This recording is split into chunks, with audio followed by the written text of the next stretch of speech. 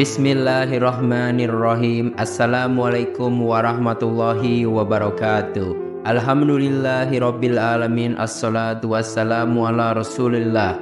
Segala puji kehadirat Allah Subhanahu wa taala, Tuhan semesta alam serta pencipta langit dan bumi.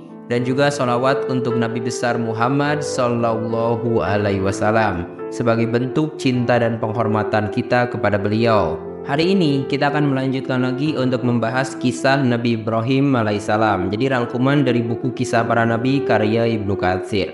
Nah, jadi poin kali ini kita akan membahas mengenai kisah Nabi Ibrahim hijrah ke Syam, memasuki negeri Mesir dan menetap di Baitul Maqdis. Allah Subhanahu wa taala berfirman dalam Al-Qur'an surah Al-Ankabut ayat 26 sampai ke 27. Nabi Lut membenarkan kenabiannya dan Nabi Ibrahim berkata, "Sesungguhnya aku akan berpindah ke tempat yang diperintahkan Tuhanku kepadaku. Sesungguhnya Dialah yang maha perkasa lagi maha bijaksana. Dan kami anugerahkan kepada Ibrahim, Ishak dan Yakub, dan kami jadikan kenabian dan Alkitab pada keturunannya. Dan kami berikan kepadanya balasan di dunia, dan sesungguhnya ia di akhirat benar-benar termasuk orang-orang yang soleh."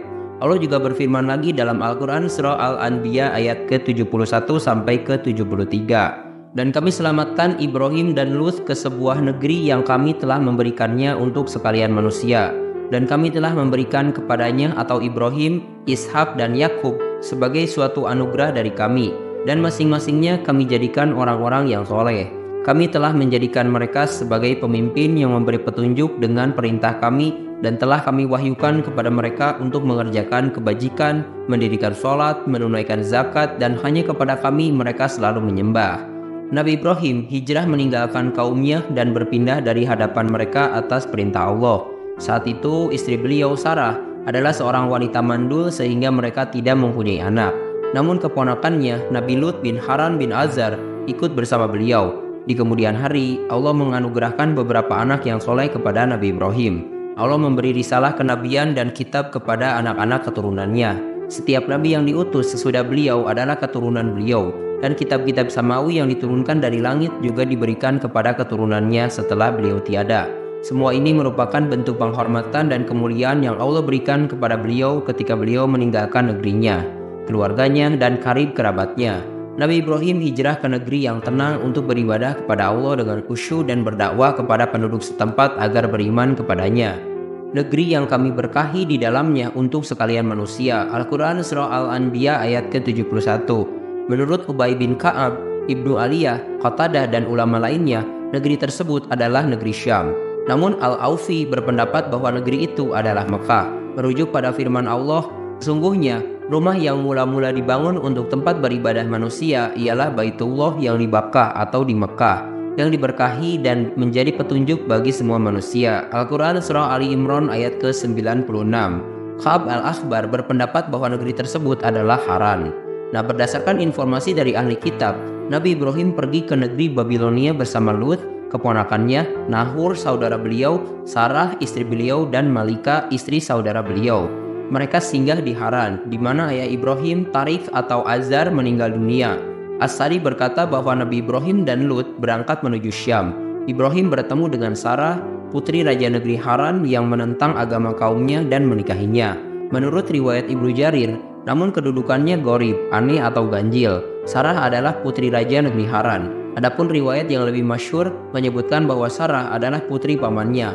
Ada yang beranggapan bahwa Sarah adalah putri saudara laki-lakinya. Namun anggapan ini tidak didukung oleh fakta. Syariat pernikahan semacam itu tidak dapat dipertanggungjawabkan kebenarannya. Wallahu a'lam.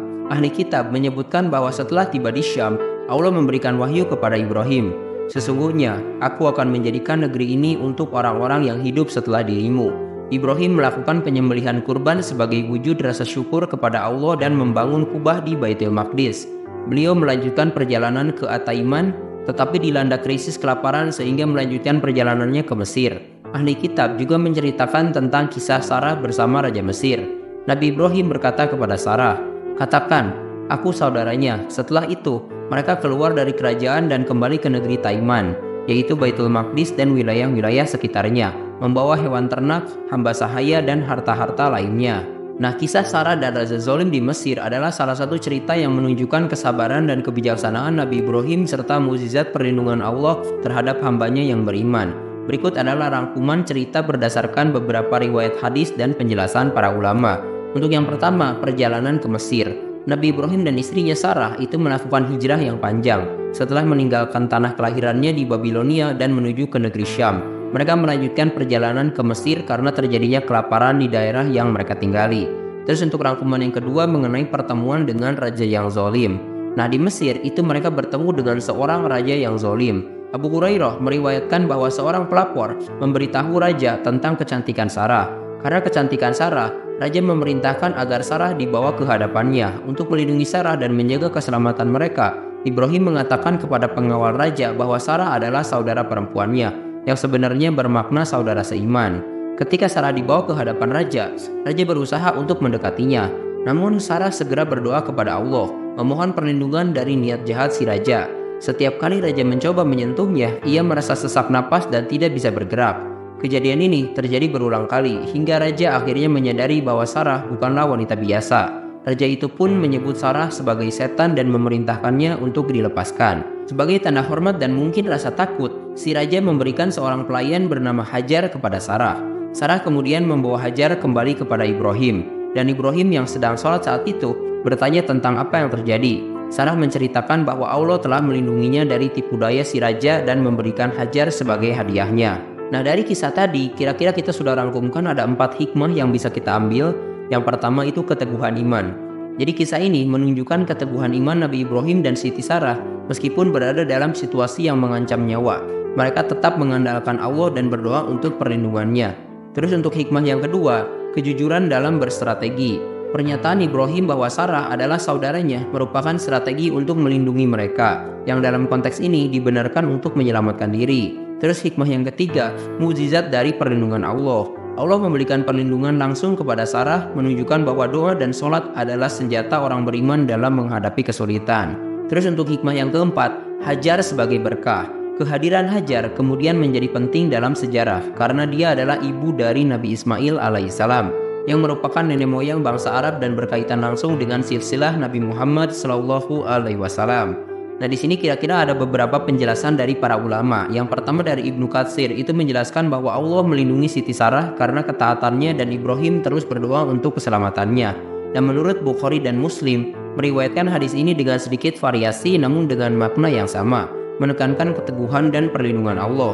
Dan menurut ahli sejarah ada variasi mengenai identitas raja tersebut, tetapi esensi ceritanya tetap sama, yaitu mukjizat perlindungan Allah terhadap Siti Sarah. Nah, kisah ini mengandung banyak pelajaran penting tentang iman, doa, dan strategi dalam menghadapi situasi sulit, sekaligus menunjukkan bagaimana Allah melindungi hambanya yang setia. Setelah peristiwa di Mesir, Nabi Ibrahim kembali ke Baitul Maqdis dengan membawa harta benda, hewan ternak, dan hamba sahaya termasuk Siti Hajar. Baitul Maqdis adalah tempat yang sebelumnya sudah pernah beliau tinggali. Berikut adalah beberapa poin penting terkait kisah kepulangan Nabi Ibrahim ke Baitul Maqdis. Untuk poin yang pertama itu kekayaan yang melimpah. Nabi Ibrahim pulang dari Mesir dengan membawa berbagai macam kekayaan seperti hewan ternak, hamba sahaya, dan harta benda yang melimpah. Terus yang kedua itu kehadiran Siti Hajar, seorang pelayan yang diberikan oleh Raja Mesir ikut serta bersama Nabi Ibrahim dan Siti Sarah. Nah, sekarang di sini kita akan membahas mengenai kisah Nabi Lut dan kota Sodom. Jadi kita juga sudah rangkumkan secara singkat untuk yang pertama mengenai pemisahan harta. Jadi Nabi Ibrahim memerintahkan kepada Nabi Lut untuk membawa sebagian harta dari kekayaan yang melimpah ke wilayah yang bernama Al-Gaur, yang dikenal dengan Gaur Zaghar. Nah, terus yang kedua itu mengenai kota Sodom. Nabi Lut alaihissalam kemudian menetap di kota Sodom, yang merupakan ibu kota negeri tersebut. Penduduk kota ini dikenal sebagai orang-orang jahat, kafir, dan juga orang-orang yang sangat fasik. Nah, terus di sini ada rangkuman yang ketiga, yaitu mengenai wahyu dan janji Allah. Allah Subhanahu wa Ta'ala memerintahkan kepada Nabi Ibrahim untuk memandang ke arah utara, selatan, barat, dan juga timur. Allah memberikan kabar gembira kepada Nabi Ibrahim bahwa seluruh bumi akan diberikan kepada keturunannya dan akan diperbanyak hingga jumlah mereka seperti jumlah pasir di bumi. Sekarang kita akan langsung aja lompat ke poin selanjutnya yang membahas tentang perang melawan penguasa yang zolim. Sekelompok penguasa zolim mengejar dan menangkap Nabi Lut serta merampas harta benda dan hewan ternaknya. Nabi Ibrahim bersama dengan 318 orang berangkat untuk membebaskan Nabi Lut alaihissalam. Mereka berhasil mengalahkan musuh, membunuh banyak musuh Allah dan Rasulnya, serta menghalau mereka sampai ke selatan Damaskus. Nah, setelah kemenangan tersebut, Nabi Ibrahim mendirikan perkemahan di pusat kota sebagai tanda kemenangannya. Maka dari itu, Nabi Ibrahim disambut dengan penuh hormat oleh para pembesar Baitul Maqdis. Setelah kembalinya, Nabi Ibrahim menetap di Baitul Maqdis di mana beliau dihormati dan diagungkan. Kemenangan yang diraih oleh Nabi Ibrahim memperkuat posisinya sebagai pemimpin yang dihormati. Kepulangannya disambut dengan penuh penghormatan, menunjukkan pengakuan atas kekuasaan dan kebijaksanaannya. Peristiwa ini juga memperlihatkan bagaimana Allah memberikan perlindungan dan kemenangan kepada hambanya yang setia dan taat. Nah, kisah tadi itu menggambarkan kekuatan iman dan keteguhan Nabi Ibrahim serta bagaimana Allah menepati janjinya kepada para nabi dan hambanya yang beriman. Dengan kembali ke Baitul Maqdis dan menang pertempuran melawan penguasa zalim, Nabi Ibrahim menunjukkan kepemimpinan yang bijak dan kepercayaan yang tinggi kepada Allah Subhanahu wa Ta'ala. Terima kasih telah menyimak. Silahkan kirim dukungan kalian dengan klik tombol like, subscribe channel ini, dan bagikan juga ke teman-teman kalian. Semoga dengan membagikan itu kalian bisa mendapatkan pahala jariah dari video ini. Mohon maaf bila ada kesalahan. Wabillahi taufik wal hidayah. Wassalamualaikum warahmatullahi wabarakatuh.